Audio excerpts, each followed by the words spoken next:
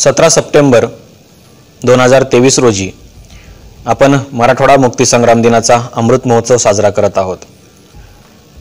हा अमृत महोत्सव साजरा करत असताना आपण या स्वातंत्र्यासाठी लढलेल्या अनेक शहीदांना अभिवादन करतोय।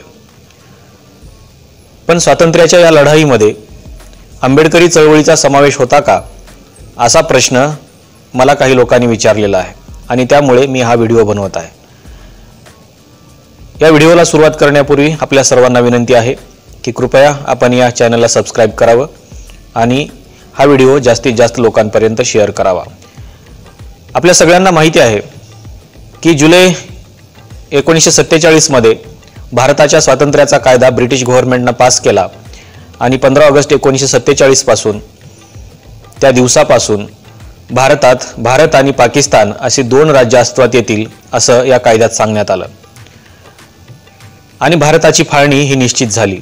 परंतु हा कायदा पास करत असताना ब्रिटिशांनी याच्यामध्ये आणखीन एक अट अशी टाकलेली होती की भारतामध्ये असलेले जे संस्थानिक होते या संस्थानिकांना एकतर पाकिस्तानमध्ये जावं लागेल किंवा भारतात राहावं लागेल, किंवा तिसरी गोष्ट म्हणजे जर त्यांना स्वतंत्र राहायचं असेल तर ते स्वतंत्रही राहू शकतात, अशा प्रकारची तरतूद या कायद्यात करण्यात आलेली होती। आणि म्हणूनच या कायद्यातील तरतुदीला डॉक्टर बाबासाहेब आंबेडकरांनी विरोध केला आणि त्यांनी सांगितलं की एकतर भारतातील संस्थानिकांना पाकिस्तानमध्ये जावं लागेल, सहभागी व्हावं लागेल, किंवा भारतामध्ये सहभागी व्हावं लागेल, त्यांना स्वतंत्र राहता येणार नाही, असं स्पष्ट पत्रक काढून बाबासाहेब आंबेडकरांनी इशारा दिला की भारतातल्या संस्थानिकांनी त्यांचा निर्णय घ्यायचा आहे, एकतर त्यांनी भारतात राहायचं आहे किंवा त्यांनी पाकिस्तानमध्ये सहभागी व्हायचं आहे, पण त्यांना स्वतंत्र राहता येणार नाही। पण कायद्यातच तशा पद्धतीची तरतूद केली असल्यामुळे काही राज्यांनी भारतात राहण्यासही नकार दिला आणि पाकिस्तानमध्ये सहभागी होण्यासही नकार दिला आणि त्यातलाच एक भाग म्हणून जुनागड, काश्मीरसह निजाम सरकारने देखील म्हणजे हैदराबाद सरकारने देखील भारतामध्ये सहभागी न होण्याचा आणि पाकिस्तानमध्येही सहभागी न होण्याचा निर्णय घेतला आणि खऱ्या अर्थाने इथून हैदराबादच्या मुक्तीसंग्रामाला सुरुवात झाली। त्याच्यापूर्वी देखील निजाम राजवटीतून मुक्त होण्यासाठी अनेक लढे लढले गेले होते, अनेक लोकांनी प्रयत्नही केले होते। आपल्याला माहिती आहे याच्यामध्ये स्वामी रामानंद तीर्थ यांचा सिंहाचा वाटा राहिलेला आहे, त्यांच्याबरोबर अनेक स्वातंत्र्य सैनिक देखील या लढ्यामध्ये सहभागी झालेले आहेत। पण ही लढाई लढत असताना या लढाईमध्ये कुठे आंबेडकरी समूह किंवा दलित समूह होता का, हा देखील तितकाच महत्त्वाचा प्रश्न आहे। आणि म्हणून आपण जेव्हा इतिहासामध्ये जातो त्यावेळेस डॉक्टर बाबासाहेब आंबेडकर देखील या निजाम सरकारच्या विरोधामध्ये होते, कारण त्यांना अलिप्त राहणं हे मान्य नव्हतं। बाबासाहेब आंबेडकरांनी स्पष्टपणाने सांगितलं होतं की एकतर तुम्ही भारतामध्ये सहभागी व्हा किंवा पाकिस्तानमध्ये सहभागी व्हावं लागेल। परंतु या दोन्हीमध्ये सहभागी होण्यास नकार दिल्यानंतर बाबासाहेब आंबेडकरांची ही चळवळ देखील तीव्र झाली। यापूर्वी हैदराबाद स्टेट काँग्रेसकडून हैदराबादच्या मुक्तीसंग्रामासाठी प्रयत्न केले जात होते आणि हा स्वातंत्र्य लढा हैदराबाद स्टेट काँग्रेसकडून लढला जात होता। परंतु या लढ्याला बळ देत असतानाच डॉक्टर बाबासाहेब आंबेडकरांच्या दोन महत्त्वाच्या परिषदा मराठवाड्याच्या आजूबाजूला झालेल्या आपल्याला पाहायला मिळतात। त्यातली जी पहिली परिषद आहे ती 30 डिसेंबर 1938 रोजी औरंगाबाद जिल्हा दलित परिषद अधिवेशन या नावाने झालेली आपल्याला पाहायला मिळते आणि दुसरी 23 फेब्रुवारी 1941 रोजी तडवेळ इथं महार परिषद झाली आणि या परिषदेमध्ये डॉक्टर बाबासाहेब आंबेडकरांच्या नेतृत्वामध्ये या झालेल्या परिषदेत बाबासाहेब आंबेडकरांनी जी भाषणं केली त्या भाषणामुळे खऱ्या अर्थाने हैदराबाद स्टेट काँग्रेसला बळ मिळालं आणि हैदराबाद स्टेट काँग्रेसचा लढा पुढे तीव्र होत गेला। खरं तर हा लढा फोडण्यासाठी किंवा या हैदराबाद स्टेट काँग्रेसच्या विरोधामध्ये लोकांना उभं करण्यासाठी निजाम सरकारने काही संघटना देखील स्थापन केल्या होत्या आणि काही लोकांना त्याच्यामध्ये सहभागी करून देखील घेतलेलं होतं। बाबासाहेब आंबेडकरांच्या विरोधामध्ये देखील अशी एक संघटना स्थापन करण्यात आली होती आणि त्या संघटनेचा वापर बाबासाहेब आंबेडकरांच्या विरोधामध्ये स्टेटमेंट करण्यासाठी केला जात होता। आपण जेव्हा बघतो त्यावेळेस निजामाकडून हा लढा कमकुवत करण्यासाठी जे प्रयत्न केले जात होते किंवा ज्या चाली खेळल्या जात होत्या त्यातलीच एक महत्त्वाची चाल म्हणून ही संघटना उभी केलेली होती। काय होतं या संघटनेमध्ये? या संघटनेचं नाव पश्त अक्वाम नावाची संघटना त्यांनी निर्माण केली होती आणि या संघटनेला त्यांनी चांगलं खतपाणी देखील दिलं होतं।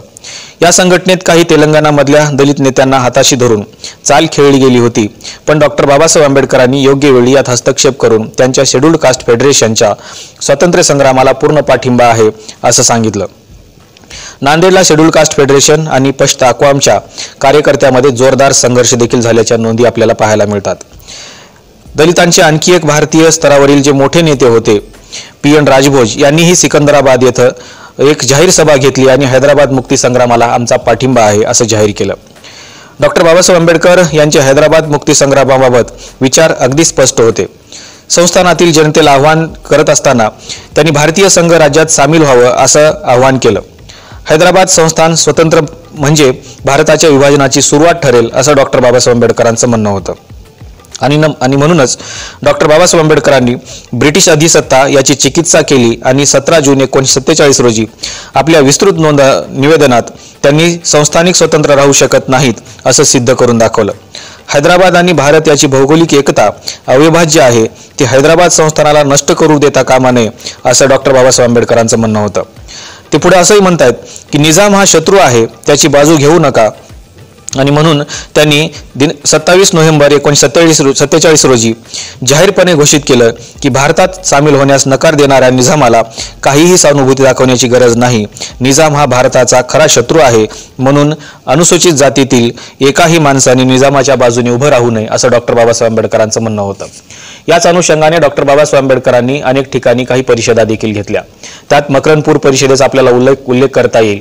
मकरंदपूर परिषदेमध्ये देखील डॉक्टर बाबासाहेब आंबेडकरांनी अतिशय महत्त्वाचं असं भाषण केलं आणि निजाम सरकारला आमचा विरोध आहे असं त्यांनी स्पष्टपणानं सांगितलं.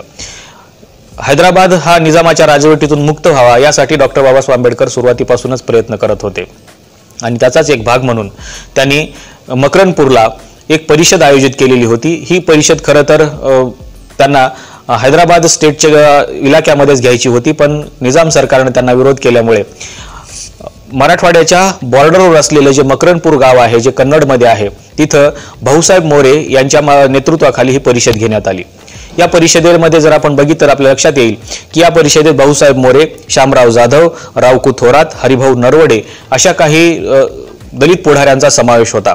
आणि या परिषदेमध्ये डॉक्टर बाबासाहेब आंबेडकरांनी भाषण करत असताना असंही सांगितलं की हैदराबादमधून जे काही अक्वामचे लोक सरकारला पाठिंबा देत आहेत ते चुकीचं आहे, त्यांच्या पाठीशी कोणी उभं राहू नये असं बाबासाहेब आंबेडकरांचं म्हणणं होतं.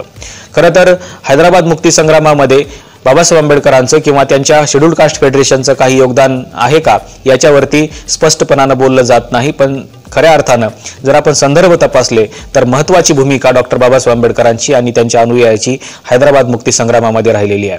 फक्त मराठवाड्यातच नाही किंवा मकरंदपूरलाच नाही, तर मी मगाशी तुम्हाला सांगितलं की 2 परिषदा बाबासाहेब आंबेडकरांच्या झाल्या. एकतर औरंगाबाद जिल्हा दलित परिषद झाली आणि दुसरी तडवळे येथे महार परिषद झाली. याच्या व्यतिरिक्त देखील तेलंगणामध्ये डॉक्टर बाबासाहेब आंबेडकरांचे अनुयायी अतिशय सक्षमपणे निजाम सरकारच्या विरोधात लढत होते.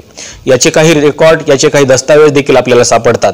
आणि तेलंगणाचे जे नेते आहेत रवी नारायण रेड्डी यांनी देखील असं सांगितलेलं आहे की तेलंगणामधले हजारो लोक हे निजाम सरकारच्या विरोधामध्ये स्वातंत्र्यासाठी उभे राहिलेले होते. अनेकांची हत्या देखील तिथं करण्यात आलेली आहे. 2 रेकॉर्ड ज्यावेळेस आपण तपासतो आपल्याला दिसतं की या रेकॉर्डमध्ये दोघांची नावं आपल्याला दिसतात. यात कुमार रय्या नावाचे जे दलित नेते होते त्यांची एक हत्या झालेली होती आणि दुसरे अनंतय्या मातरय्या नावाचे एक दलित नेते होते, त्यांची देखील हत्या झालेली होती. आणि म्हणून हैदराबाद मुक्ती संग्रामामध्ये डॉक्टर बाबासाहेब आंबेडकरांच्या चळवळीचं एक मोठं योगदान राहिलेलं आहे असं आपल्याला दिसतं. इतकंच नाही तर डॉक्टर बाबासाहेब आंबेडकरांनी असं देखील म्हटलेलं होतं, राज्यांना भारतीय संघराज्याशिवाय अस्तित्व असू शकत नाही. भारतातील लोक भारतीय संस्थानांच्या स्वातंत्र्याला कदापि मान्यता देणार नाहीत आणि भारतीय संस्थाने ही भारताचा अविभाज्य भाग आहेत. डॉक्टर बाबासाहेब आंबेडकरांनी नोव्हेंबर 1947 मध्ये निजामाविरुद्ध एक आरोपपत्र देखील प्रसिद्ध केलेलं आपल्याला पाहायला मिळतं. या आरोपपत्रात डॉक्टर बाबासाहेब आंबेडकर असं म्हणतात, the scheduled castes need freedom and their whole movement has been one of freedom. That being so they can not support the Nizam who is against freedom. The scheduled caste of Hyderabad under no circumstances side with Nizam and Razakar. म्हणजे doctor Babasaheb आंबेडकरांनी निवेदनामध्ये स्पष्टपणानं असं सांगितलं होतं की मराठवाड्यातल्या कुठल्याही अस्पृश्य समाजाने किंवा दलित समाजाने निजाम सरकारच्या बाजूने किंवा रजाकारांच्या बाजूने उभं राहता कामा नये. तर आपल्याला हैदराबाद यातून मुक्त करायचं आहे। सगळ्यात महत्त्वाची गोष्ट म्हणजे आपल्याला सांगायची आहे ती म्हणजे ज्यावेळेस भारत स्वतंत्र झाला आणि निजाम सरकारला भारतामध्ये सहभागी होण्यासाठी विनंती केली गेली, त्यावेळेस निजाम सरकारने ती नाकारली। परंतु डॉक्टर बाबासाहेब आंबेडकरांनी असं सांगितलं की कुठलीही हयगय न करता सरळ पोलीस ॲक्शन घेतली पाहिजे आणि पोलीस ॲक्शन घेऊन निजाम सरकारला भारतामध्ये सहभागी करून घेतलं पाहिजे, किंवा त्याला जर जायचं असेल तर त्याला सरळ पाकिस्तानमध्ये जावं, परंतु त्याला स्वतंत्र राहता येणार नाही। आणि म्हणून देशाचे तत्कालीन गृहमंत्री सरदार पटेल हे खरं तर मिलिटरी ॲक्शन किंवा असं काहीतरी विचार करत होते, पण बाबासाहेब आंबेडकरांनी त्यांना सांगितलं की आपल्याला मिलिटरी ॲक्शन घेता येणार नाही, तर आपल्याला पोलीस ॲक्शन घ्यावी लागेल आणि पोलीस ॲक्शन घेऊन आपल्याला निजामाला नमवावं लागेल। आणि डॉक्टर बाबासाहेब आंबेडकरांचा हा सल्ला, खरं तर हा पहिला सल्ला डॉक्टर बाबासाहेब आंबेडकरांनी सरदार पटेलांना दिलेला होता। याची इतिहासामध्ये आपण स्पष्टपणे नोंद घेत नाही किंवा ते सांगत नाही, पण डॉक्टर बाबासाहेब आंबेडकर हे एकमेव नेते असे होते ज्यांनी सरदार पटेलांना पोलीस ॲक्शनचा सल्ला दिला आणि सरदार पटेलांनी पोलीस ॲक्शन घेण्यास सुरुवात केली। खरं तर पोलीस ॲक्शन घेतल्यानंतर निजाम सरकार नमलं आणि त्यांनी भारतामध्ये सहभागी होण्याचा निर्णय घेतला। आणि म्हणून आपल्याला असं दिसतं की डॉक्टर बाबासाहेब आंबेडकर ज्यावेळेस या लढ्यामध्ये सहभागी होत होते, त्यांच्या बाजूने अनेक दलित पुढारी फक्त मराठवाड्यातूनच नाही तर हैदराबाद आणि तेलंगणामधून देखील त्यांच्या पाठीशी उभे राहत होते। मी मगाशी जी तुम्हाला नावं सांगितली त्यातले कुमारय्या, अनंतय्या, मात्रय्या हे जे नेते होते, किंवा रविनारायण रेड्डी ज्या पद्धतीने सांगतायत की अनेक नेते हे हैदराबाद मुक्ती संग्रामामध्ये डॉक्टर बाबासाहेब आंबेडकरांच्या बाजूने उभे राहत होते आणि जी काही संघटना निजामाने उभी केलेली होती त्या संघटनेच्या विरोधामध्ये देखील, म्हणजे दलित पुढाऱ्यांची जी संघटना निजाम सरकारने उभी केलेली होती त्या संघटनेच्या विरोधात देखील डॉक्टर बाबासाहेब आंबेडकरांच्या शेड्यूल्ड कास्ट फेडरेशनचे अनेक पुढारी हे त्या संघटनेच्या विरोधामध्ये लढत होते। याचा अर्थ स्पष्ट आहे की मराठवाडा मुक्ती संग्रामामध्ये किंवा हैदराबाद मुक्ती संग्रामामध्ये ज्यावेळेस आपण म्हणतो त्यावेळेस डॉक्टर बाबासाहेब आंबेडकरांची आणि त्यांच्या अनुयायांची आणि त्यांच्यासोबत असणाऱ्या शेड्यूल्ड कास्ट फेडरेशन मधल्या अनेक नेत्यांची महत्त्वाची भूमिका राहिलेली आहे।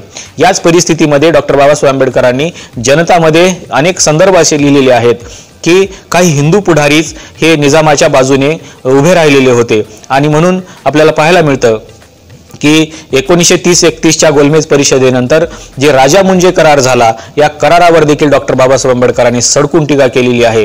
एकीकडे भारताला स्वतंत्र करायचा असा विचार होत असतानाच राजा मुंजे करार होतोच कसा, असा प्रश्न डॉक्टर बाबासाहेब आंबेडकरांनी विचारलेला होता आणि म्हणून जनतामध्ये डॉक्टर बाबासाहेब आंबेडकरांनी या राजा मुंजे कराराचे देखील जी काही चिरफाड आहे ती चिरफाड आपल्याला केलेली पाहायला मिळते आणि राजा मुंजे यांच्यामध्ये नेमका काय संवाद होत होता हे देखील डॉक्टर बाबासाहेब आंबेडकरांनी जनतामधून सातत्याने दाखवून देण्याचं काम केलेलं आहे।